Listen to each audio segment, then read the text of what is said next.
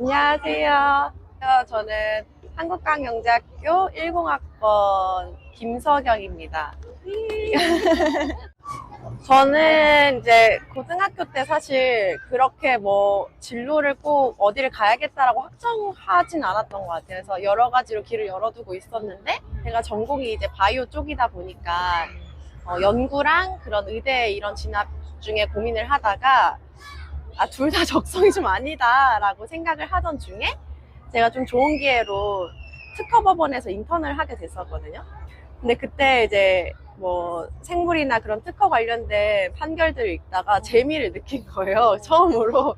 그래서 제가 이제 생물 실험이나 이런 건 별로 안 좋아하는데 이론 공부나 또 그 관련된 판결 있고 이런 건 좋아한다고 느끼다 보니까 이런 쪽에 관련된 변호사의 길을 가면 좀 재밌지 않을까 해서 이제 로스쿨 쪽을 생각하게 됐던 것 같아요. 많이 배웠을 건데 한가영의 어떤 경험이 네. 지금 현재 변호사 일을 하는데 어떤 영향을 주고 있는지. 저는 제가 지금 일하고 있는 로펌에서 IP라고 해서 이제 Intellectual Property 지식재산권 팀하고 그리고 헬스케어 팀에 속해서 일을 하고 있어요. 그래서 생물 관련된 그런 과학기술 관련된 논문이나 문헌도 되게 많이 읽고 관련된 사건도 많이 하고 있거든요. 그래서 사실은 되게 좋은 영향을 많이 주고 있어요. 제가 KS에서 공부했던 거나 어떤 그 연구했던 습관 뭐 그런 경험들이 지금까지도 저한테 되게 좋은 영향을 주고 있고 그게 없었으면 아마 이쪽 분야의 변호사 일을 하지 못했지 않을까 싶을 정도로 되게 크리티컬한 영향을 주고 있습니다. 또 우리 브레인 캠프 갔던 거 기억나? 네, 싱가포르에 싱가포르. 거의 10년 전. 거의 10년 전인데 그때 기억나는 게 뭐 있는지. 지금도 브레인 캠프 가고 있거든요. 그래요? 저는 일단 그냥 그 NUS 자체가 되게 좋았고 싱가포르 학생들도 되게 좋은 환경에서 그리고 되게 열심히 공부를 많이 하고 있구나. 국가 지원도 적극적으로 받으면서 그래서 그런 걸 많이 느낄 수 있었고 그래서 한국도 조금 더 이제 기초과학 발전에 그리고 이제 공교육 발전에 신경 쓰면 좋겠다 이런 생각도 들었었고 그리고 브레인 캠프 같은 경우는 워낙 이제 각 나라에서 훌륭한 친구들 많이 오니까 그런 친구들 만나서 같이 교육도 받고 놀 수 있어서 너무 좋았고요. 그리고 그 브레인 캠프에서 무슨 뇌과학 기술 같은 거를 그때 최신 기술 같은 걸 많이 알려줬었는데 지금은 상용화가 되기 직전인가 됐다고 알고 있는데 그 뇌 머리 생각으로만 그냥 눈동자를 뭐 움직이거나 이제 키보드 같은 거 입력하는 거 그때만 해도 그게 완전 최신 기술이라고 브레인 캠프에서 알려줬거든요. 아주 신기했었어요. 네, 저는 그게 너무 신기했었어요. 그거 시연하는 동영상을 보여줬던 게 신기했고 그리고 저는 그때 같이 갔던 친구들 있는데 뭐 기진이나 한슬이나 그리고 남자 한 명 더 있었는데 그래서 아무튼 4명이서 팀을 꾸려가지고 그 발표를 했었어요. 영어로 각 그 프로젝트 연구에 대해서 그 포스터하고 그 PPT 만들고 했던 게 거의 정식으로 영어로 뭔가 대중한테 발표를 한 게 그게 처음이었던 것 같아요. 앞에 나가서. 그거가 경험이 아직도 되게 기억이 많이 남고 되게 좋았던 것 같아요. 제 자신감이나 앞으로 발표를 어떻게 해야겠다. 약간 외국어로 어떻게 발표를 해야겠다라는 거에 대해서 되게 연습이 많이 되었던 기회였던 것 같아요. 중요한 게 얼바인에서 지금 우리 이렇게 만나고 있잖아. 미국 얼바인에서. 또 어떻게 해서 이렇게 나와 있을 수 있었는지 거의 1년 나와 있었던 맞아요. 1년 좀 더 있다가 이제 가는 건데 저 이제 작년 7월쯤에 나왔는데 제가 있는 대형 로펌뿐만 아니라 한 6, 7개 정도의 대형 로펌이 이제 공통된 복지 시스템을 가지고 있어요. 그래가지고 그 복지 시스템 중에 제일 중요한 하나가 이 유학을 한 1년 정도 보내주는 거예요.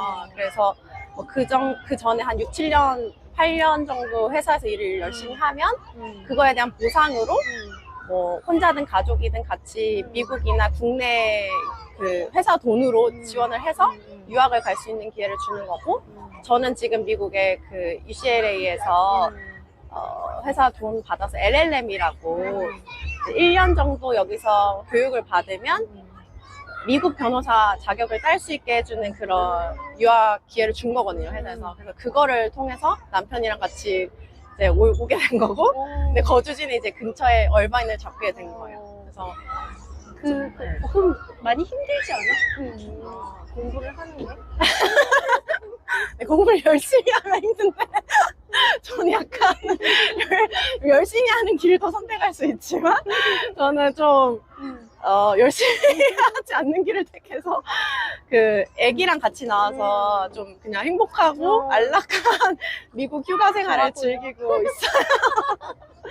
네, 로펌의 약간 큰 장점 중에 하나인 것 같아요. 좀 이 미국 나와 있는 게 사실은 엄청 돈이 많이 드는데 요새 같이 좀 환율도 많이 오르고 물가도 오른 상태에서는, 근데 어쨌든 애 데리고 남편도 같이 해서 이렇게 뭐 주택 생활을 한번 미국에서 길게 해볼 수 있다는 게 저는 인생에서 되게 값진 경험인 것 같아요. 네, 다시 해보기 힘들어. 근데 이걸 회사에서 다 지원해 준 거야? 네. 대박.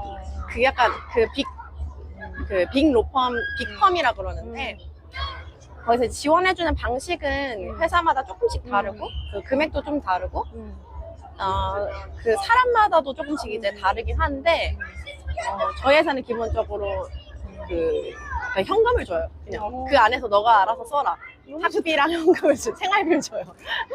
그럼 저는 이제 애를 데리고 왔으니까 뭐 애 데이케어 보내는 비용, 뭐 내 주택 비용, 생활 비용 다 해서 알아서 내가 이렇게 관리해서 쓰고, 뭐 좀 부족한 거는 뭐 한국 돈 갖다 쓰고 이렇게 하고 있어요. 공부하면서 지금까지 지금은 약간 네. 휴식을 어떤 휴식 반 이렇게 취하고 있는데, 네. 그 공부하면서 가장 어려웠던 부분 뭐가 있을까요? 일단 진짜 어려웠던 거는 저는 로스쿨 1학년 1학기 그때가 진짜 힘들었어요. 로스쿨이 사실은 그 대학교를 졸업하고 한국에서는 3년 과정을 가는 거거든요. 그러니까 석사예요. 법학 석사인데 그 1학년 1학기 때 저는 그러면 카이스트 학부를 나와서 거의 영어 PPT나 뭐 영어로 시험 보는 거 익숙하다가 가자마자 되게 막 B4 큰 종이를 주면서 이거를 한 6, 7장을 한 2, 3시간 만에 그 수기로 한글로 써야 되는 거예요. 근데 저는 그거 자체가 너무 힘들더라고요. 긴 글을 한글로 길게 써본 경험이 너무 없다 보니까 그게 되게 힘들었고, 또 이과 학생들이 좀 특히 수학과나 이런 쪽에서 온 친구들이 많이 겪는 어려움이 걔네는 이제 답이 아닌 거를 답안지 쓰지 않는 버릇이 있어요. 또 간결하게 어떤 하나의 일관된 논리 구조로 쓰려는 버릇이 있는데, 그게 로스쿨에서는 사실 쟁점이 아니어도 그게 쟁점이 아니라는 사실을 답안지에 써야 되거든요. 답안지의 양이 사실 많을수록 유리한 거예요. 근데 그게 이과 학생들은 그렇게 쓰는 버릇이 사실 안 돼 있고, 또 손으로, 지금은 근데 컴퓨터로 쓰는 걸 바뀌긴 했는데 수기로 그렇게 긴 글을 쓰는 경험이 없다 보니까 그 자체로 되게 힘들어요. 근데 사실 그래도 제 주변에 카이스트 학생들은 한 2학기 넘어가면 학점이 확 오르고 뭐 2학년부터는 거의 수월하게 잘 했던 것 같아요. 그리고 또 장점이 로스쿨 때 학점도 그렇지만 중요하지만 로펌에 결국 들어가면 그 로펌에서 또 여러 팀이 있고 그 중에서 과학기술이나 의학 관련된 그런 사건을 맡는 팀도 있는데, 그런 경우는 이과적인 베이스가 있으면 좋거든요. 그러니까 뭐 상대적으로 법학 학점이 조금 낮더라도 내가 그런 이과적인 배경이 충분히 백그라운드가 있기 때문에 그런 입사를 하는 데는 되게 유리한 거예요. 네, 그래서 사실 뭐 영재고나 과고나 이런 쪽 학생들이 가면은 로펌에 더 갈 수 있는 유리한 점이 있긴 해요. 그런데 이제 로펌에서 주로 하는 일은 뭐가 있어요? 로펌에서 주로 맡는 사건이나. 그러니까 저는 지금 아까 말씀드린 것처럼 이렇게 IP랑 헬스케어 이런 쪽을 하는데, 분야는 그러니까 생물 관련된, 바이오 관련된, 뭐 의료나 의학이나 이런 관련된 걸 많이 하고 있고, 기본적으로 이 로펌에서 하는 일이라는 게 자문이랑 송무 이렇게 두 가지가 다르거든요. 그러니까 송무는 약간 전통적으로 생각하는 그런 법원에 가서 재판에 참여하는 거, 변호사로 참여하는 거, 그런 걸 얘기하는 거고, 자문은 어떤 회사나 개인이 자기가 무슨 사업을 하고 싶은데 그 사업이 법적인 리스크가 있을지 이런 거에 대해서 물어보면 답변을 해주는 거예요. 그런 걸 그러니까 자문이라고 하거든요. 그래서 그게 로펌앤 팀이 워낙 전문화돼 있다 보니까 어떤 팀은 자문만 하고 어떤 팀은 송무만 하고 이런 경우도 이제 종종 있는데 제가 하는 IP나 헬스케어 이런 쪽은 둘 다 하긴 해요. 그래서 자문 송무를 둘 다 할 수 있고 그래서 저는 거의 5대5로 하고 있는 것 같고 주로는 그래도 제가 이제 그런 바이오 쪽 경험이 많다 보니까 그쪽 관련된 자문 송무를 많이 하고 있어요. 네. 미래 강도 같은 거. 미래 아, 강도. 그죠. 알고 있는지 아니면 하면서 알게 됐는지. 저는 그러니까 근데 바쁠 거라는 거는 사실 탑4 때부터 대충 듣긴 했는데 네, 로스쿨 졸업하면서도 그렇게까지 바쁠 줄은 몰랐던 것 같아요. 그러니까 주말 특히 이제 3년 차까지가 로펌은 거의 제일 바쁘거든요. 그래서 1년 차 때는 사실 뭘 모르고 한 10월쯤에 이제 변호사 등록을 해서 제대로 일을 할 수 있기 때문에 1년 차 때는 좀 간단한 리서치 업무 위주로 해서 일이 많지 않을 수 있는데 2, 3년 차 때는 이제 변호사 직함을 본격적으로 달고 기본 리서치부터 시작해서 그 긴 글, 서면을 완성하는 거를 그 드래프팅 하는 거를 2, 3년 차 때 보통 다 하게 되거든요. 그럼 이게 처음 하는 거기도 하고 하면서도 이제 어떻게 하는지 정확히 모르니까 막 이게 시간이 훨씬 오래 걸리기도 해서 주말에 무조건 거의 일을 해야 되고 저는 사실 좀 일을 많이 한 편이어가지고 뭐 한 달에 뭐 200시간 넘게씩 거의 평균에 그러니까 그 200시간이라는 게 뭐 딱 컴퓨터에 앉아서 내가 타자를 치고 일을 진짜로 하고 있는 시간만 세서 그 정도 됐었거든요. 거의 평균 다 200시간 넘었던 것 같고. 네, 근데 보통은 요새는 그래 좀 좋아져가지고 코비드 이후로 오히려 조금 좋아져가지고 한 160에서 180시간 정도 그 빌러블 아워라고 하는데 그런 진짜로 일하는 시간을 그 160에서 180 정도 하면 그래도 좀 우수한 편이다 이렇게 평가하고 있는 것 같아요. 또 평균이 어느 정도 되는지. 그러니까 평균에 저 때는 사실 그래도 팀 바이 팀이 있어서 저는 저희 팀에서는 라떼는 저 때는 180은 평균 180 정도는 해야 평균이다라는 게 있었는데 요새는 사실 코비드 이후로 좀 그 한국 시장이 안 좋아지기도 했고 뭐 재택이나 이런 좀 유연 근무를 하는 데도 많았다 보니까 한 140에서 160 정도 하면 그래도 그러니까 월 평균 이 정도 하면 나쁘지 않다 이런 거 같아요. 네. 너무 현실적인 얘기. 근데 그 정도 각오를 하고 와야 된다. 그러니까 내가 빌러블 아워가 200이면 사실은 그거보다 한 몇십 시간은 그래도 거의 앉아있는다고 생각해야 될 것 같아요. 사무실. 이렇게 경력을 잘 쌓아가고 있는데 이렇게 훨씬 전문성을 좀 더 키우기 위해서 따로 한 노력이라든지 뭐 있는지. 이게 법조인이면은 사실 그 의뢰인이 가져오는 사건이라는 게 물론 아주 단순하고 반복적인 업무도 있긴 하지만 거의 다 새롭거든요. 그리고 특히 이 기술 분야는 그 기술에 대한 최신 기술을 습득하지 않으면 그냥 이해를 할 수가 없어요. 이해를 해야 내가 글을 쓰는데. 그러니까 매 사건 할 때마다 다 새로 공부를 해야 돼요. 그러니까 제가 뭐 바이오적 그런 과학기술적 기본 지식이 있다고 해도 그건 뭐 그러니까 학부 때까지의 지식인 거고 기본 용어 정도를 잘 안다는 정도일 뿐이지 결국에는 어떤 특허나 기술이나 그 전문 기술인이 하는 말을 제가 이해를 하려면 그 논문을 다 새로 읽어야 되고 그래서 어떻게 보면 약간 저는 석사 과정을 다시 하고 있다는 생각이 들어요. 그런 그렇겠네요. 과학기술 쪽에. 그래서 논문도 되게 많이 읽고 저는 이제 의학 관련된 일도 많이 하는데 의료기기나 그러면은 그 의료기기 관련된 그 회사의 브로셔나 논문을 다 읽어보고 뭐 예를 들면 또 약학 같은 거는 아예 약학 교과서를 사서 약대에서 배우는 최신 교과서를 제가 그냥 사비로 사서 공부도 많이 하고 특히 또 로펌에 있으면은 그 로펌에 일을 맡기는 기업들이 보통 대기업 그리고 이제 그 기술에 대해서 되게 잘 아는 기업의 분들이 많다 보니까 제가 거기서 잘 알지 못한다는 이상을 안 주기 위해서는 사전 공부를 되게 많이 해야 되는 것 같아요. 네.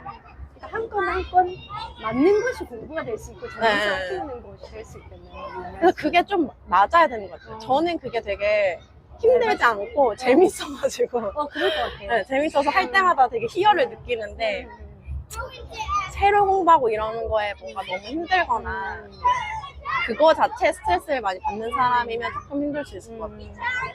한가영 학생이면 다 잘. 한과영이면 일단 한과영 학생이 그렇게 많진 않아.